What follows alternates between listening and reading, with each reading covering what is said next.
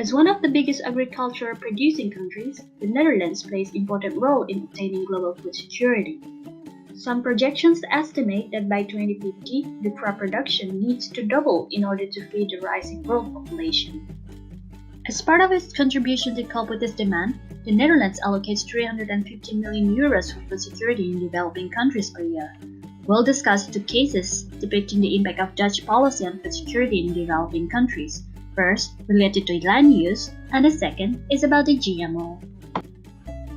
Generally, Dutch food security policy encompasses increasing access to nutritious food, removing barriers to national world trade, funding worldwide research into agriculture, and encourage the private sector to help achieve global food security.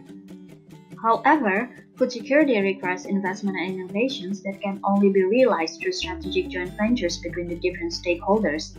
As land grabbing becomes a challenge, food is becoming an increasingly geopolitical issue. In 2010, the joint venture between Royal Dutch Shell and the Brazilian company Cosan announced the acquisition of hectares of land in Brazil to invest in biofuels. The 20-year contract delegates the operations to Raízen. Today, Raízen is the national #1 producer of bioethanol, sugarcane, and bioenergy. Raízen's latest report released in 2008 shows the highest production of ethanol with 2.1 billion liters, billions in profit in trade, and 4 million people assisted through social responsibility projects. Also, Raízen has a strong commitment to sustainable development goals, mainly claiming contribution to zero hunger, decent work and economic growth, reduce inequalities, responsible consumption and production, and climate action. Oxfam Novib, an international NGO fighting global poverty and food insecurity, denounces the international trend of the past 30 years. Large corporations from rich Western countries are increasingly involved in acquiring land in developing countries, as local communities there are often in a weak position to protect themselves from land grabbing.